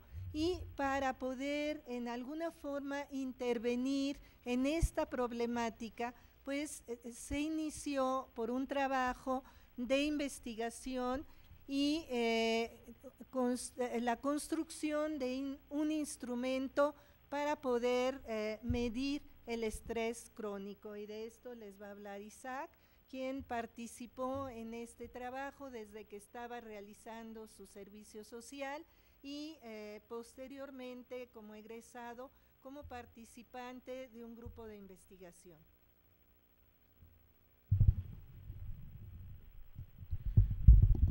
Ok. Bueno, lo que yo les voy a platicar va a ser en relación precisamente a este grupo de investigación y a qué es lo que podemos hacer ya nosotros como psicólogos sociales una vez que hemos ya estudiado todo este fenómeno de la globalización. Y la problemática o la situación en la que nosotros nos encontrábamos era decir, bueno, ¿y ahora qué hacemos, no? ¿Qué hacemos con la gente? ¿Qué hacemos para modificar esa condición? ¿Qué hacemos para que no vivamos esa condición como tal, no? Entonces, lo primero que tuvimos que hacer fue precisamente ir a toda la base teórica, investigar todo lo que es el estrés, las consecuencias del estrés, qué es la globalización. Y posteriormente con todo ese material, bueno, hemos desarrollado lo que señalamos aquí en estos puntos, ¿no? Primero validamos y confiabilizamos un instrumento que mide la autopercepción del estrés. Nos llevó bastante tiempo, fue un trabajo bastante duro en validar, en levantar el muestreo, en analizar los datos, ¿no? También hemos realizado trabajo teórico en relación, por ejemplo, a este trabajo de Rojas Bermúdez. Gracias a, o a partir de ese trabajo nosotros desarrollamos o nosotros ubicamos más bien lo que es el estrés crónico, el origen del estrés crónico y de la resiliencia en la estructuración de la personalidad, precisamente en lo que comentaban ya hace un momento, en lo que son los buenos tratos, en los cuidados maternos, en ese apapacho, ¿no? Ahí es donde se estructura de acuerdo a la calidad o a la cantidad también incluso de estos factores, o el estrés crónico o la resiliencia. El estrés crónico ya más o menos dijimos qué es, y la resiliencia es esa, lo que nosotros tenemos, nuestros recursos, que tenemos para afrontar situaciones difíciles y sobre todo para salir adelante de esas situaciones. Otro punto, bueno, a partir de todo este trabajo, nosotros hemos revalorado el trabajo de algunos otros teóricos como los que ven ahí, como Rispol y como Winnicott o como Stern, que hablan precisamente de estos buenos tratos, de la relación madre-hijo, del entonamiento afectivo que se debe tener desde el momento en que nacemos, ¿no? Y por último, ya los últimos avances teóricos que tenemos hasta este momento, bueno, es la relación que tienen todas las emociones, toda esta parte del estrés y de la resiliencia, de nuestras carencias y nuestros recursos con enfermedades graves como el cáncer, por ejemplo, y es a partir del trabajo del Dr. Hammer y de David Bohm, que ya se los había platicado hace un momento María Elena. Algunos ámbitos de aplicación en los que nosotros hemos intervenido ya con todo este bagaje teórico y metodológico, ¿no? Como ven aquí en la primera columna ven el ámbito que es salud, empresa y educación básicamente, las poblaciones en las que hemos intervenido, que son desde mujeres embarazadas, trabajadores de un sindicato, de una empresa, mujeres que realizan doble jornada de trabajo, educadoras y jóvenes universitarios. Los lugares y los logros y los resultados que hemos tenido en cada uno de ellos. Yo me voy a enfocar únicamente en 3 para no hacer tan extenso la plática. Únicamente voy a retomar 3 de ellos y voy a ampliar un poquito al respecto, ¿sí? Adelante. Primero, con mujeres embarazadas. Este fue un trabajo bastante interesante, fue en los primeros que yo participé también. Lo que nos interesa o nos interesaba en aquel momento del trabajo con las mujeres embarazadas, en primer lugar, eran los mitos. Durante el embarazo nosotros nos dimos cuenta que las mujeres presentaban muchos mitos en relación al mismo, ¿no? Por ejemplo, desde la forma del vientre, que si iba a ser niño o si iba a ser niña, dolores excesivos en el momento del parto. Algunas otras fantasías eran, por ejemplo, que el niño o el recién nacido trajera una deformidad o que le faltara alguna parte de su cuerpo, ¿no? Esas eran como muchos miedos que las madres tenían en aquel momento y que gracias al trabajo que nosotros desarrollamos, pues fuimos eliminando poco a poco, ¿no? Tratando de modificarlas y que llegaran a comprender o a no ver tan amenazante ese proceso que ellas en algún momento consideraron incluso traumático. Por otra parte, también trabajamos con ellas los duelos. Sobre todo les preocupaba mucho la pérdida del cuerpo, la pérdida de su figura física, eso les preocupaba mucho, y la relación con la pareja, ¿no? Que todo eso a partir del embarazo se iba a modificar o se modificó, y bueno, ¿qué hacer, no? ¿Cómo enfrentarlo?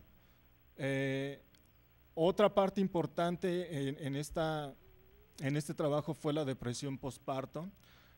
Una gran cantidad de estas mujeres presentaba síntomas de depresión ya posteriormente al nacimiento del bebé, y bueno, era cómo enfrentar esta situación y cómo salir de esa depresión, puesto que siendo la encargada de cuidar al bebé, de darle todo lo que necesita, pues era muy importante, ¿no? Sí, la siguiente. Y bueno, de los resultados que tuvimos en aquel momento fue que aproximadamente el 90% de las participantes obtuvo una muy buena calificación en las evaluaciones que hacen los médicos en el momento del parto, ¿no? Les ponen una calificación tanto a la mamá como al bebé, y el 90% de estas mujeres con las que nosotros trabajamos pues salieron bastante bien en esa cuestión, ¿no? Okay.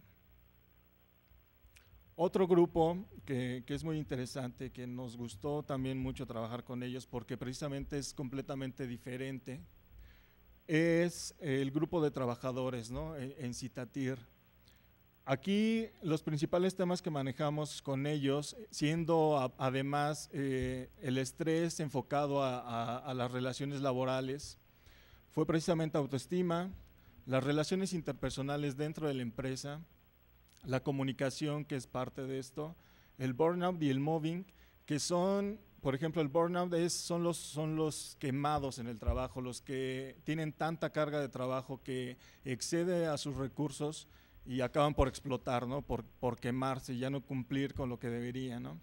Y el mobbing significa el acosamiento hacia los trabajadores en cuanto a horas de trabajo, en cuanto a incluso acoso sexual, y todo ese tipo de aislamiento por parte de los compañeros, ¿no? Salía mucho en ese sentido. La medición del estrés con el instrumento que ya les había manejado. La diferencia, que ellos comprendieran la diferencia entre estrés agudo y estrés crónico. Básicamente el estrés agudo es bueno, es benéfico, nos permite reaccionar ante una situación amenazante, y el estrés crónico es la permanencia del estrés agudo y por consecuencia llegamos a un momento de agotamiento en el cual ya no podemos responder, y es cuando vienen todos los padecimientos y las enfermedades. Redes sociales y sociometría, esto es muy importante también en el área laboral, puesto que pues obviamente trabajamos siempre en grupo, ¿no? Y nuestro objetivo, el cual se cumplió, era mejorar la productividad y el ambiente laboral. Ya actualmente sabemos que si no hay un buen ambiente laboral, pues simplemente no funcionamos, ¿no? Okay. Y por último, y creo que les puede interesar más, es el de los jóvenes universitarios. Este estudio lo realizamos más o menos recientemente, fue hace como 6 meses más o menos, en el cual la problemática de nosotros como estudiantes principalmente es enfrentarnos al mercado de trabajo, ¿no? Como psicólogos sociales o como estudiantes de cualquier otra área, siempre tenemos como el miedo, el temor de salir y de no encontrar trabajo. Y esto obviamente nos genera presión y nos genera muchísimo estrés. Entonces, más o menos este es el contexto que a partir del cual nosotros desarrollamos este trabajo.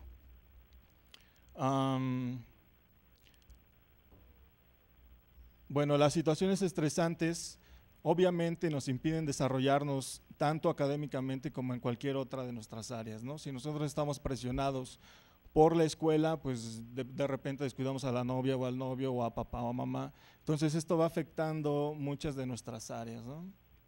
Ok, adelante. Ok, y esta pirámide la saqué, bueno, es una aportación de Noam Chomsky y de Dietrich. Ellos han analizado la globalización o el impacto de la globalización en la educación en México, ¿no? Bueno, en la educación en América Latina. Entonces ellos nos dicen que la globalización necesita solamente en cuanto a trabajo, en cuanto a la cuestión ocupacional, el 0.1 al 0.3% de la población general, ¿no? Obviamente, y actualmente nos damos cuenta que esto va más enfocado a escuelas privadas o del exterior, y decrecientemente o cada vez son menos los afortunados de escuelas públicas que tienen acceso a estos puestos, ¿no? Y así va bajando la cadena. Al nivel medio pues es del 10 al 15%, siguen prevaleciendo las universidades privadas y las escuelas públicas ya como en mayor grado, la masa industrial del 20 al 30%, con educación primaria y secundaria, y pues la población más amplia, ¿no? Que son los empleos precarios y obviamente los desempleados, y esto básicamente se utiliza pues como medio de presión para los que están más arriba, ¿no? Entonces si no cumples con lo que yo te estoy diciendo, con lo que yo te quiero pagar, pues hay muchos que quieren ocupar tu puesto, ¿no? Entonces o te alineas, ¿no? Entonces estamos más o menos bajo ese contexto. Adelante. Bueno, los resultados de esta investigación, en primer lugar, se hizo un estudio comparativo entre los estudiantes de la UAM en Iztapalapa y de la Universidad La Salle, y pues en general no encontramos diferencias significativas en cuanto a los niveles de autopercepción del estrés, obviamente porque estamos más o menos en el mismo rango, tenemos más o menos las mismas problemáticas, entonces no hay una diferencia considerable, significativa en cuanto a esto, ¿no? La diferencia es del 4.2%. Ok, para los estudiantes de la UAM, el principal estresor, su principal fuente de estrés es el tiempo, ¿no? Nosotros, como ustedes bien lo saben, pues nuestro periodo es trimestral. Entonces estamos súper presionados en cuanto a tiempo, a entregar trabajos, a pasar exámenes en 3 meses, ¿no? Por otra parte, los estudiantes de la Universidad de La Salle, su principal situación es la economía, puesto que ellos manifestaban que su principal preocupación era pagar la colegiatura, la siguiente colegiatura, ¿no? Del próximo mes. Hay un rasgo característico de ambos grupos, pues es esta preocupación de la que yo les hablaba de salir y no encontrar trabajo, ¿no? Ok, y a partir de estos resultados diseñamos un modelo de intervención también, y los resultados fueron los siguientes, ¿no? Se hizo un estudio comparativo, al inicio del taller se les aplicó el instrumento, el TAPE, el que mide autopercepción del estrés, y al finalizar el instrumento también, ¿no? Para ver cuáles eran los resultados del taller. Bueno, entonces nosotros ahí vimos que el taller sirvió para disminuir ese nivel de autopercepción del estrés casi en un 20%, ¿no? En general. Bueno, el instrumento tiene ciertos factores, tiene 7 factores, entre los cuales en esa población y en ese estudio en específico, las diferencias más altas o las más grandes fueron en esos factores, en tensión y sensación de alarma, en ansiedad y en depresión. El más significativo de esos 3 fue el de depresión, y la diferencia fue pues casi del 20%, ¿no? En general en toda la población, ¿no? Ok, aquí tenemos dos casos muy particulares. En la primera columna ustedes pueden ver el factor o los factores que mide el TAPE.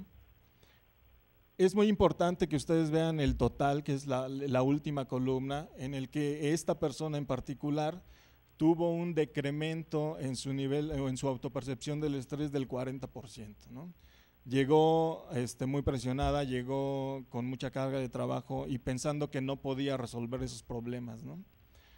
Al final del taller obtuvo el 25% en su último resultado. Entonces nos damos cuenta cómo esta intervención, cómo las técnicas que utilizamos en esa intervención pues sirven precisamente para disminuir esta contingencia, ¿no? Adelante.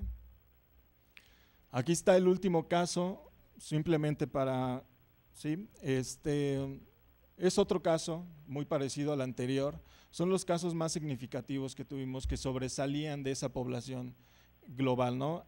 En este caso pues fue de esta chica, Cecilia, que fue más o menos del 30%, ¿no? Su decremento en cuanto al nivel de autopercepción del estrés. Entonces podemos ver en cada uno de los factores que invariablemente bajaron sus niveles de ansiedad, de estrés, de depresión. Ahí es interesante también ver que la escala también mide lo que es el no estrés o el bienestar, ¿no? Y ahí es el único punto en el que se elevó su porcentaje, ¿no? Entonces, para concluir, todos estos talleres iban enfocados precisamente al buen trato, al mejoramiento de las relaciones interpersonales, al revalorar o resignificar su estado de estrés, sobre todo la sensación o el pensamiento que se tenía en que su situación o sus problemas eran como insuperables, eran inalcanzables. Entonces, gracias al trabajo que nosotros realizamos a la intervención, pues se redujeron estos y el resultado pues fue ¿no? Entonces, para no prolongar más, pues hasta aquí yo lo dejaría y gracias.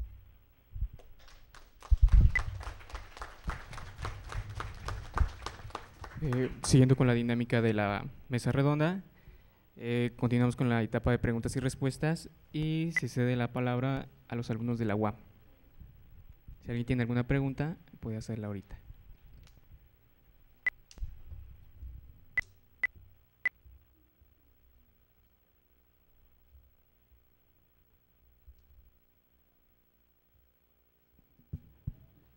Sí, mi pregunta es, bueno, como yo lo entendí, la tecnología nos permite la globalización. A mi punto de vista, y la globalización hace una sociedad de consumo a la vez que la tecnología. Y esto, para saciar mi necesidad de consumo, me estreso, ¿no? Necesito esto. Ahora, la necesidad, no sé si ustedes vieron o se imaginaron sociedades, un ejemplo, prehispánicas, ¿no? Si tuviera la tecnología que tenemos ahorita, ¿cómo se desarrollarían, ¿no? ¿Cuál sería su desarrollo si se estresaran igual?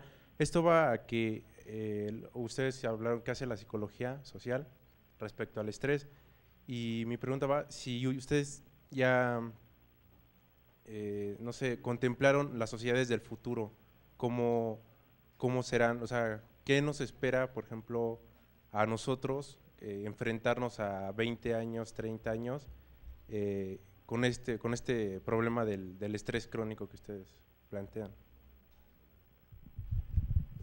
Bueno, yo creo que ahí hay dos cuestiones importantes, no sé si alguien quiera responder, ¿no? Una cuestión, tú haces referencia al desarrollo tecnológico y creo que es muy importante lo que yo señalé en cuanto a la necesidad del desarrollo tecnológico, ¿sí? Pero este desarrollo tecnológico debe de ser al servicio del hombre, o sea, debe servirle, debe ser útil al desarrollo del ser humano como ser humano, ¿sí? Y la globalización, pues es un proceso fundamentalmente económico, ¿sí? Pero como proceso económico requiere de una ideología que lo sustente, ¿sí? Y esto implica que los valores, las concepciones del mundo, ¿sí?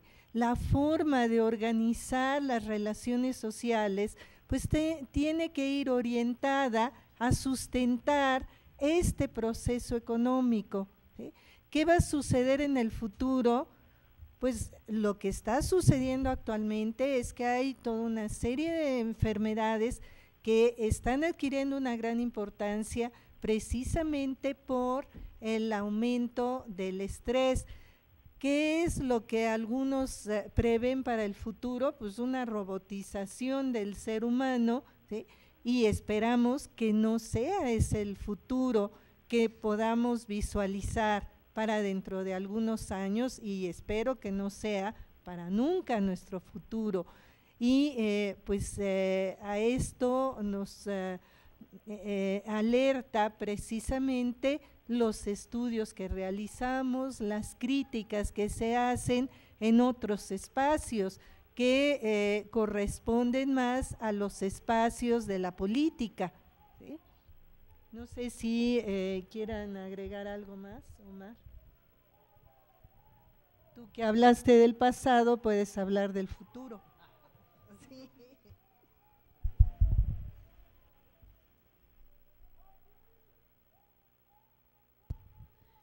Los resultados que presentábamos, de alguna manera hay testimonios, los sujetos dicen algo, ¿no? De alguna manera referido al pasado, al futuro. Todo depende del grupo al que nos hacemos la pregunta, ¿no? ¿A quién le hacemos la pregunta?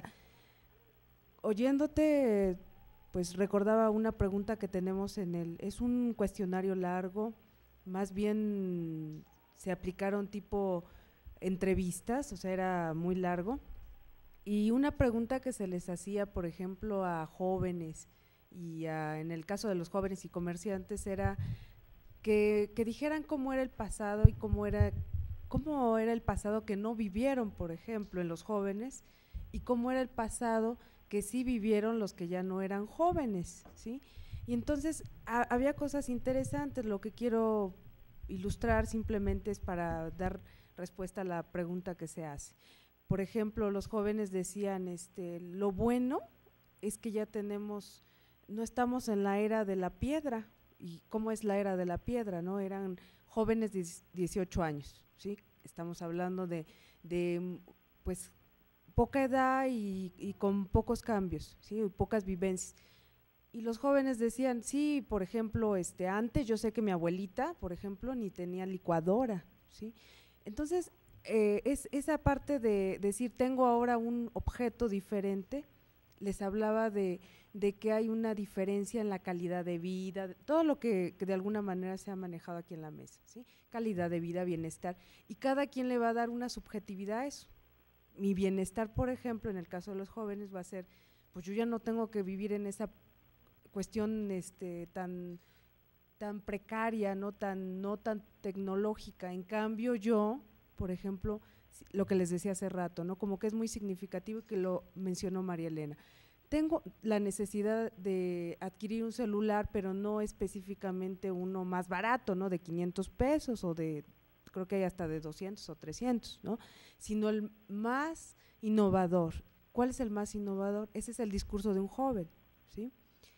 O de un adolescente incluso, ¿sí? O el niño que ya pide para Navidad, pues no un peluche, sino un celular, porque va a ser el mecanismo que le permite tener contacto con otro joven, otro adolescente, ¿sí? ¿Y cuál es la condición? Tengo que tener, que tenga imágenes, que tenga sonido, que tenga ¿sí?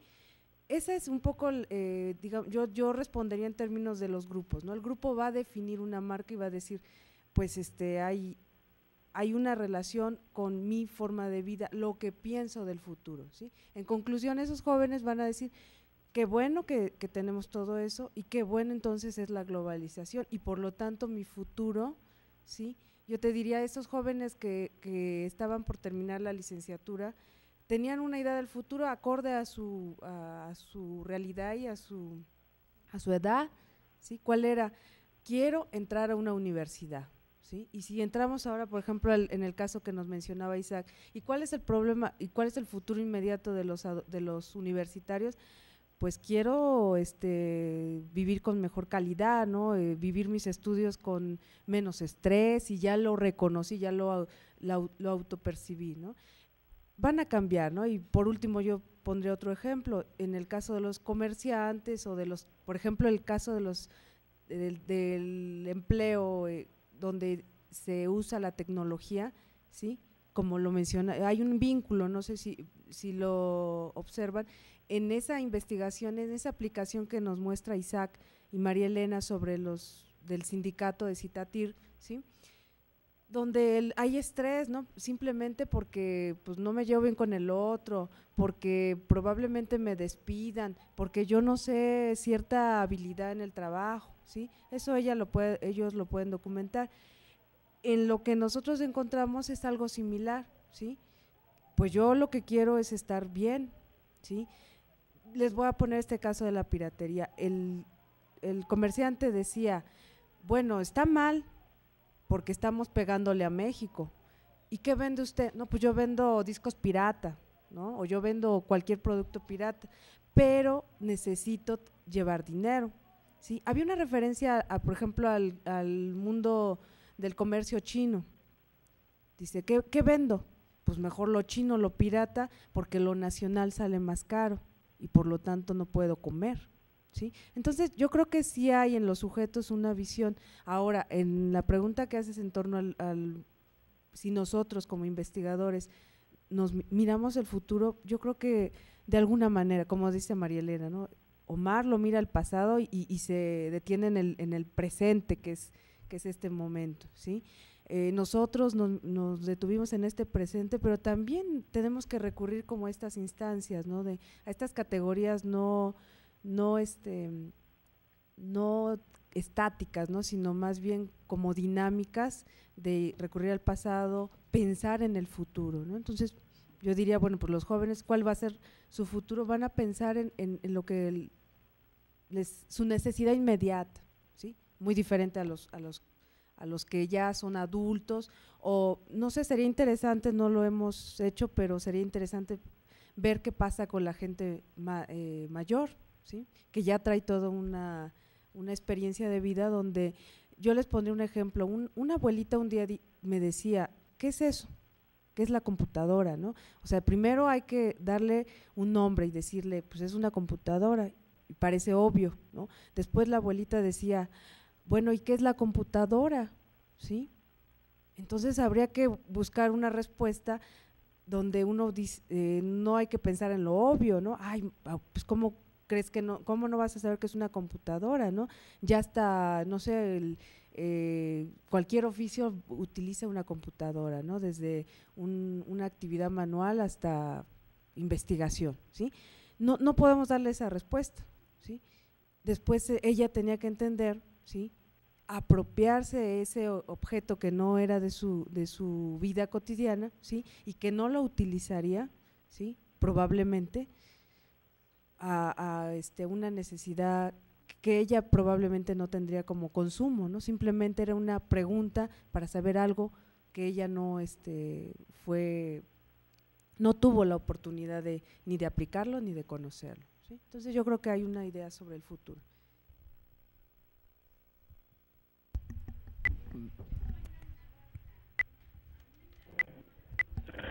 Bueno, por parte de los magos tenemos una consulta.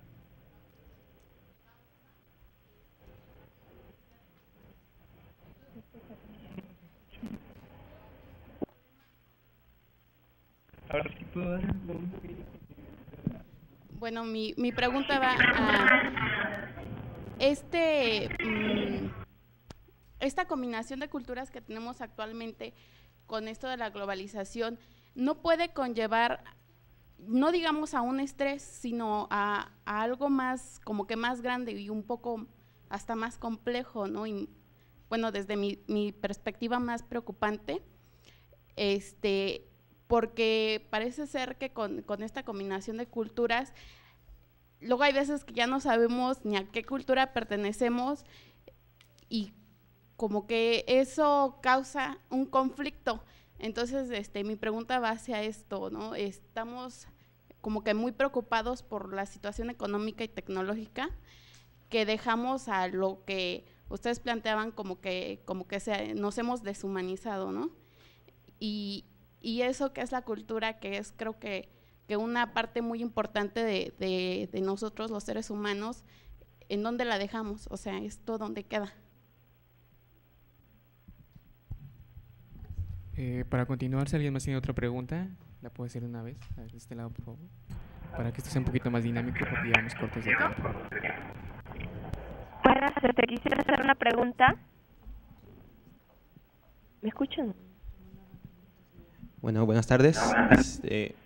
Mi pregunta va más acerca de esta sociedad del consumo, ya cimentada como ideología en todos los individuos y así como en la cultura que estamos viendo.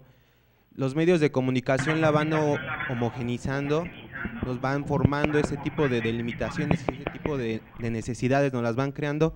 Entonces, bueno, ustedes los ponentes, ¿cómo creen o cómo piensan que es posible que un individuo no caiga en ese tipo de sistema, por así llamarlo?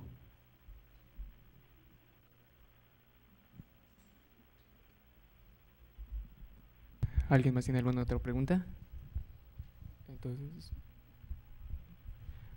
continuamos con las respuestas. Súper rápido. Uno es la creatividad personal, o sea, tratar de buscar esa cosa que le llaman identidad personal, a ver si tú vas a ver qué, diferenciándose, tratando de diferenciarse de los demás, aunque buscando también convivencia entre ellos, ¿no? Carlos Fuentes decía que el principal recurso que tenía México para enfrentar la globalización era echar mano de la cultura, porque lo que más hay es esta cuestión de creatividad cultural. En México no se nos da a ser muchos científicos, sino más bien escritores, poetas, cantantes o diferentes tipos, entonces a lo mejor por ese lado, ¿no? Y la otra cuestión es que esa creatividad cultural debe de estar orientada en alguna medida, a mantener funcionando este cuidado mutuo del que les hemos hablado de diferentes maneras, ¿no? Piensen ustedes en la última vez que compusieron un poema, escribieron una canción, le hicieron un tejido, prepararon un alimento para un ser querido de ustedes. O sea, habitualmente lo que hacemos es que vamos a comprar esas tarjetitas feas que venden en los supers o flores a la carrera en una esquina, o ve tú a saber qué mugrero industrializado. Y entonces esa parte de tu persona que se puede objetivar en algún producto, en algún servicio, en alguna atención, es borrado en la medida en la que está mediado por la industrialización, ¿no? Yo lo veo de esa manera, ¿no? Y eso tiene que ver con lo que preguntabas del futuro, o sea, los datos en realidad van en el sentido de la pirámide educativo ocupacional que nos presentaba Isaac hace un momento, y los podemos complementar con un norteamericano consume 40 barriles de petróleo al año, un hindú 4 litros, el mexicano andamos como por 40 litros al año, ¿no? Un norteamericano consume 2.800 litros diarios de agua potable, ya ni te digo las cifras de otros países. Entonces, cada vez que una sociedad ha logrado estructurar una jerarquía fuertemente establecida como las prehispánicas que tú mencionabas, o sea, la derrota de los aztecas no fue una derrota militar o tecnológica, lo que les hizo perder la invasión colonizadora fue básicamente sus creencias acerca de que eran dioses que venían de otra parte del mundo. Ellos habían inventado esa teología chistosa para tener dominados a otros pueblos, entonces sus creencias fueron los que los hicieron tropezar. La impresión que yo tengo es que el jueves estuve en la Plaza de la Constitución tratando de ver las famosas calaveritas que habían puesto, pasé ahí a las 8 de la mañana, no había nadie, estaba todo desierto, y dije, pues voy a traer a mis hijas que tienen menos de 5 años, Regresé a las 11:30 y no pude entrar porque estaba, no sé, 250,000 personas tratando de hacer lo mismo. Entonces dije, bueno, qué barbaridad, esto es terrible, en esta ciudad no se puede vivir así. Incluso cuando yo llegué con mis hijas, una señora me dijo, ni se baje, yo me acabo de salir con niñas de su tamaño y me tuve que ir porque me las estaban apachurrando. Entonces uno se queda pensando dos cosas, el lado negativo, qué sociedad tan loca que incluso para ver unas calaveritas es un desmadre y hay que formarse y hacer una cola de 150,000 personas antes. Pero también puedes ver lo contrario, el ánimo de las familias para llevar a sus hijos a ver eso. Y entonces ahí es en donde nosotros tenemos opciones. Estas formas de vida masificadas, consumistas, destructivas de la energía de las personas, se siguen nutriendo de ese esfuerzo de las familias por convivir. Finalmente lo que estaban planteando ahorita es, ¿de dónde viene la energía para que la economía y la política funcione?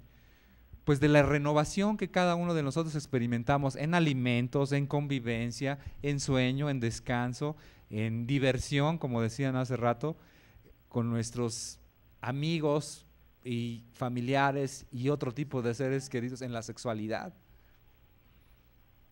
Entonces, yo creo que de ahí es en donde tenemos un chance de agarrarnos para tratar de ir en una dirección diferente, ¿no? El actual diseño de sociedades es incrementar los consumos energéticos y la actual dirección en consumos energéticos es destructivo con el entorno. Otro dato asombroso, de 1970 a ahorita, el 30% de las especies de mamíferos de mediano y gran tamaño han sido exterminadas. Por no de hablarles de plantas, insectos y otro montón de cosas. O le seguimos por ahí o encontramos formas de convivencia que regulen la interacción con el medio ambiente, pero dándole una oportunidad a esa energía humana que nos renueva todos los días y que no le damos importancia, ¿no? Como es el cuidado mutuo del que nos hablaron los compañeros. ¿Alguien más quiere hacer un comentario? Ok, entonces pasamos a las sedes en las que estamos en línea. Perú y Zacatecas, ¿alguno de ustedes quiere hacer preguntas? No, muy amables, gracias.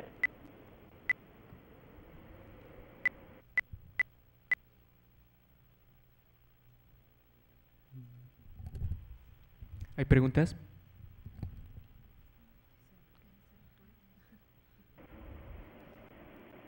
No, muy amables, gracias.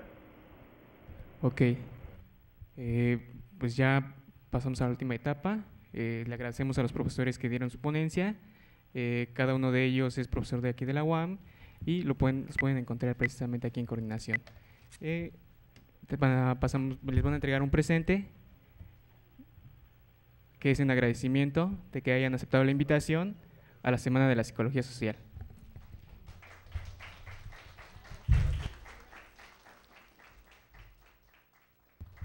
Y se les hace una cordial invitación para que asistan a la siguiente